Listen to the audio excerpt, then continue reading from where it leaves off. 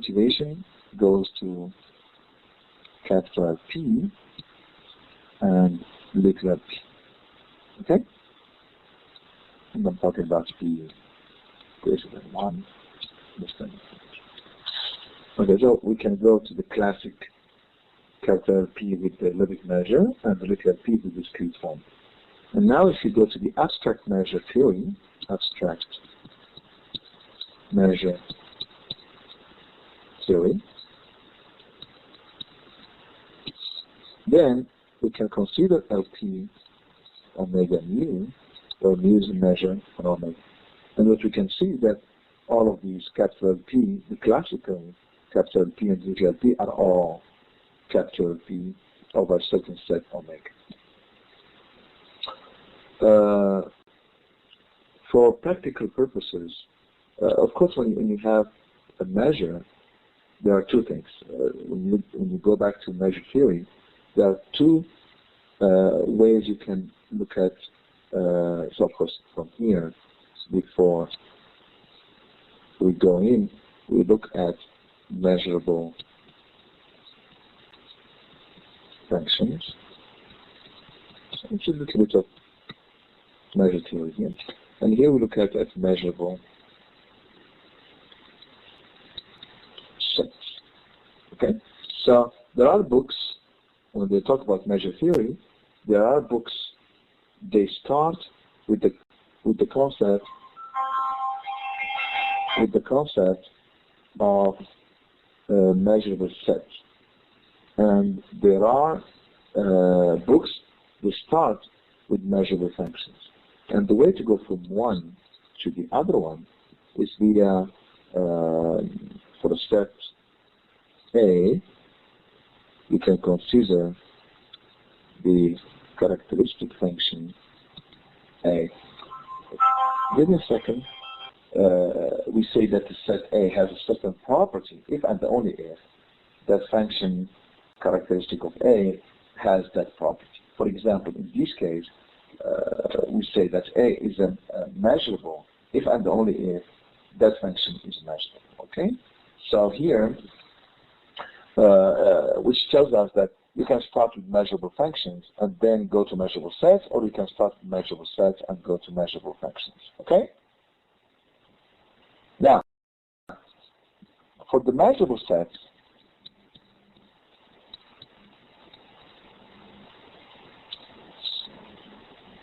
we have two categories of sets. There are sets with finite measure, so here mu of A finite, or mu of A is infinite. It's a positive number.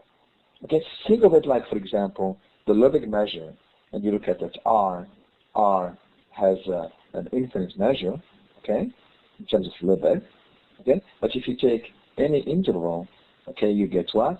Or any bounded set that is measurable would have what? A finite measure, okay? So here, we, of course, if the measure of the space is finite, okay, it's finite, then mu of A is finite for any measurable A, for any measurable subset A. Okay, so if the whole set is has a finite measure, okay, like the probabilistic measurable sets. For recipients, is that the measure of omega is equal to 1. Okay, so this mu becomes a probability on omega. So if that's the case, then we have no problem. But in general, that's the case. For example, with R and dx, the Lebesgue measure. In this case, we have an amazing property, which is that it's just the case of R is the union, and you take minus n greater than 1, and mu of this minus n is finite. Okay?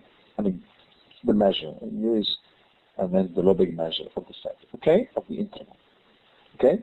So, this, what we call sigma finite. So, omega is sigma finite. Remember, the symbol delta is reserved for intersection, and sigma is reserved for countable union. Countable union of something, we say sigma. And countable intersection, we say delta. Okay? That's I'm talking about topology here, of course. So here, if and only if there exists Kn measurable subsets such that the measure is finite and omega is the union and omega is the union of Kn. Okay, so that's and this is a property that we use a lot in modular function spaces. But I don't want to get there. But this is a property that we are getting from R using the Lebesgue measure, and we try to preserve it when we go to some abstract measures.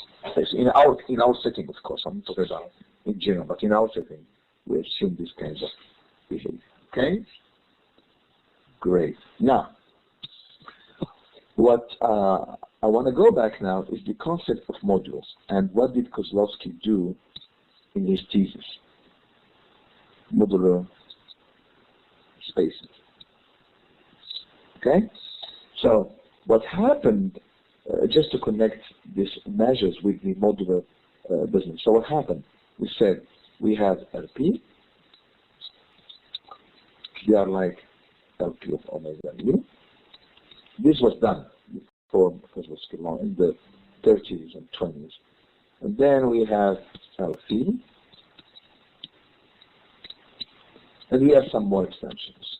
I did discuss this business last time, okay? So we have first the case of just 0, 1 or R with the Lebesgue measure. Then we went to the abstract measure space omega with the mu, with the measure mu. And then we went to all these spaces over an omega. Okay, and usually we assume sigma finite.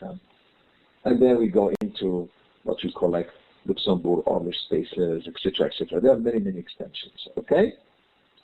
But when you do that, it's very important, I insist, I did tell you last time this, is that the norm, okay, for example, in the case of LP, okay, the norm is not direct, it's the infimum, is the Minkowski functional on a closed convex set, okay? Alpha, I'm assuming, of course, that the functions involved, all these functions phi are convex, okay? Otherwise, we have another theory where we don't need convexity. There is something called S-convexity, and the absence of any convexity, such that rho of F over alpha is less or equal than 1. And what is rho of F? It was the integral over omega, phi of F omega d mu of omega. So this is just the definition of rho. So you see, the rho of F is direct from the integral, but the norm is not direct. So the norm, rho of F, easy to obtain, while the norm of F is not easy or direct. It's indirect. Okay? It's good. So some people, as I told you, in the 50s, Meccano was the first one to look at this concept of what are the properties of this rho. Okay? He was the first one to offer this. And then, of course, he extended this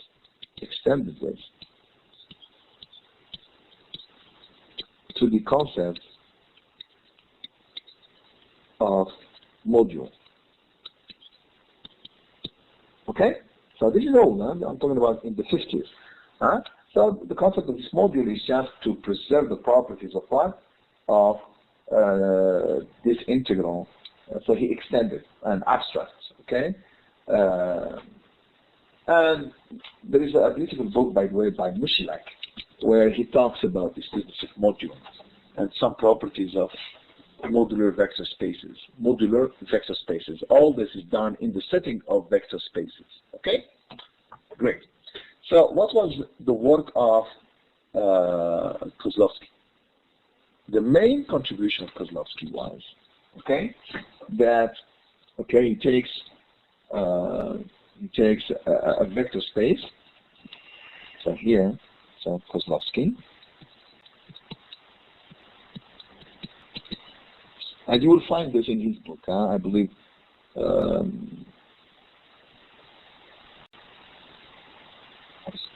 Anyway, so it's in his book, Modular Function Spaces, and his book is basically his thesis, what he did in his thesis. And the idea was, okay, so let's take X, a vector space. Okay? And let rho be a module,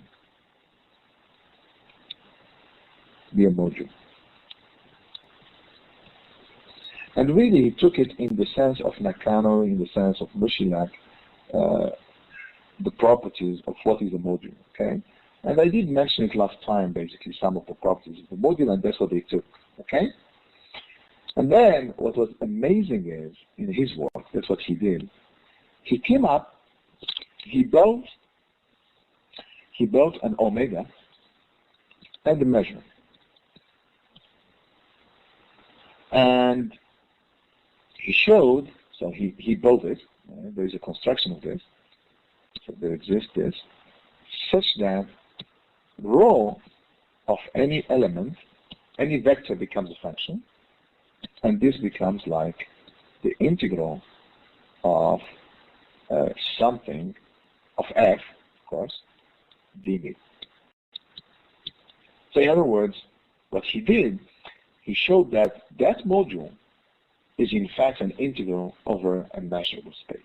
So that's what he did in his thesis. Okay? Great. So somehow modular, when you are in the vector setting, of course, in the vector setting, so this modular function modules defined on a vector spaces, they become like modular function spaces. And therefore here, the conclusion is of his work, the entire book, by the way, is dedicated to this construction. And that's why when you look at all the papers published on modular function spaces and fixed point theory, since I started this business in 1987, 88, then you start to see that the first part, it gives you some kind of hint on that construction of that space omega. So it's very confusing for the people, but that's basically what he's doing, okay? So now, conclusion, we can focus from Kozlowski's work, we can focus on modular function spaces, okay? Because the vectors, as I told you now, you can see them as functions over that omega set, okay? So when he did this, for me, when I got involved in this, I looked at this, okay, so we have omega and mu. So this is how now, when I got involved in 1988, okay? So I have this omega mu, okay, modular function space, and they have this module that's coming as an integral, okay, over this omega, and that the vectors are functions. From now on, my space here, vector space, okay, the elements of vectors are functions. Okay? Very important. Keep in mind that in that paper, not the one I sent you about the book with Kozlowski, the other one, I don't want this to be recorded, okay? 1 second. So, if you take now this omega mu, the measure space, rho is a module, X is a vector space. So according to Kozlowski, the elements are functions. And now, what kind of properties do we have? Okay, so if you go to the classical spaces, the ones that are with the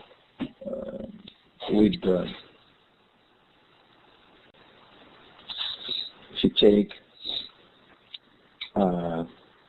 M, so since you have omega mu, you can take M of omega mu. So these are measurable functions. You can define the integral I, the integral, okay? And then you can define M1, omega mu. These are the ones with an integral of their absolute value is finite. Remember, these are Liouville functions. Remember, every function is defined as a class, okay? So once you have that, then you can prove some amazing theorems on the properties, like what? You have phi2, okay? What else? You have Egorov theorem. What else? We have Lucen theorem. Okay, so these are the some of the theorems that we know in measure theory. Okay, so the question becomes: do we have in his book, what's his name, Kozlovsky, investigated the validity of these theorems still in the case of modular function spaces? Okay, great. And in some cases, the answer is yes. In some cases, okay. So he puts the conditions for which this is happening. Most of the time, you need sigma finite and rho being convex. Okay. Now, as I told you, this is not what I am interested in. This is measure theory. The way I want to review it. It's at the heart of everything. Okay. But if you want to become expert on modular function spaces, that's not what we want. The emphasis is not to be an expert on modular function spaces and their structure. It is to use them as a tool. Okay, so I want to use these modular function spaces as tools. And remember, I told you in 1988 when I got in, we were at the beginning of fixed point theory in modular function spaces. That was the first question, which is Van Acht contraction principle. Okay, do we have it in the modular function spaces for the module? In any case, what I discovered over the years is that as we have it for the measurable spaces in M omega and M1 omega, we have this concept of conversions. Okay? Let me put the setting and you will understand first. So you have Fn, measurable functions. Okay? And we have Fn, they go to F. Okay? As n goes to infinity. The question is, what do you mean by Fn? And this is very important. This is the most important step that I want you to pay attention to. Very important. Because this is what I understood, okay, I myself, when I dealt with these modular function spaces over the last 25 years, this is what I got from all this, okay? You have this Fn, and we say that they converge to F, okay? So what does it mean? What does it mean that Fn converge to F, okay?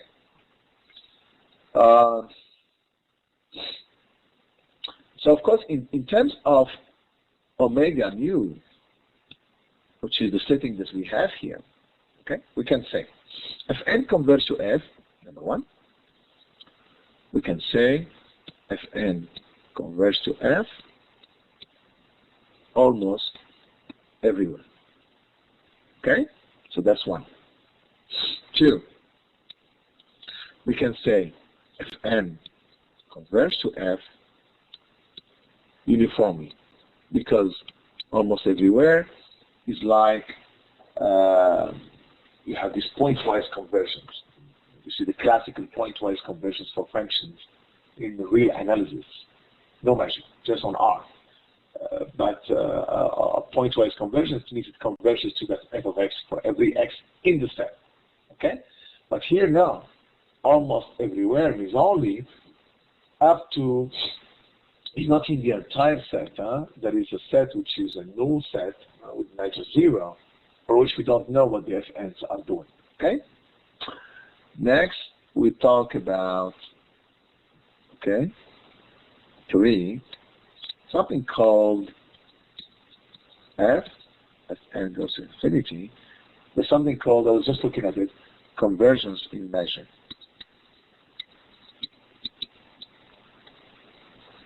Okay? I was just looking at it before. And this convergence in measure has 2. Either it's global or local. Okay? So meaning global means on the entire set omega, and local is only on the sets with measure that's finite. Okay? So they collapse, these 2 collapse concepts if the measure of the omega of the set is finite. Okay? Otherwise, that's what we call by local convergence in measure and global convergence in measure. So you see here, I'm giving you different type of conversions. Okay? Different type of conversions.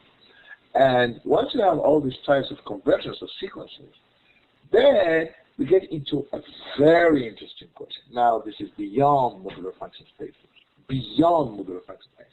Once you have a convergence, now you have something new, which is, I'm standing now, so if you hear my voice a little bit far, it's because I'm walking beyond it. So what happens is, once you have a convergence sequence, the natural question to ask is there a topology? Is there a topology that somehow drives this convergence? Okay? And sometimes we do, sometimes we don't. Okay? Good. And then you have another question, which is this topology metrizable? Is there a distance that generates this topology? That is another question. Okay? And remember, it's very important. Why? Because if the topology is metrizable and you have a distance that generates the topology, then you can claim that the set is closed if and only if the limit of any sequence from the set belongs to the set. So you have the sequential characterization of closed sets. You can also say that the set is compact. Remember, you have the definition of compactness in terms of topology. Okay, but now you have this characterization, sequential characterization of compactness. Okay, a set is compact if and only if from any sequence you have a subsequence which converges inside the set. Okay, so these concepts, we are capturing that from topology because we're hoping that this convergence is coming from topology. Okay, so whenever you have a sequential convergence, a definition of a sequential convergence, you can now define a closed set. Okay, so we say a set is closed. Let me write this for you now. Okay, so let's say I have. So these just examples I gave you here, but let's go back to my sequential convergence. So we have this sequential convergence. You have asked me what kind of convergence. I'm just going to write like this. No, don't understand it. This is abstract. This is purely abstract. I don't want you to look at this and think of some known spaces. No, this is abstract, completely abstract setting. So you have this convergence, sequential convergence, that you define. Then you can say that a set C is closed if and only if, whenever Fn is in C, and Fn goes to F, in some sense, then the limit, according to that convergence, belongs to C. You see, here, this is bad. What I'm writing right now is bad. Why? Because I said C is closed. It's like I'm defining a topology. And that's why because we don't know if this convergence is generated by a topology or not. So what we do, in fact, we go back and we correct ourselves and we put sequentially closed. So we say C is sequentially closed if and only if the limit of any sequence from the set C belongs to C. Okay? Again, keep in mind, this convergence may be coming from what? From a topology, but may not be coming from what? From a topology. Okay? So let me give you an example, because some of you may be wondering, okay, what kind of example? Do you have an example? Yes, because if you take a module now, okay, this is Nakano's work. So you have X, a vector space, and you have a module rho, okay?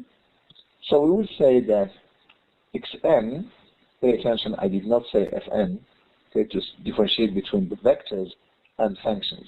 If I use Kozlovsky's work, then yeah, I can see the vectors of X as being functions.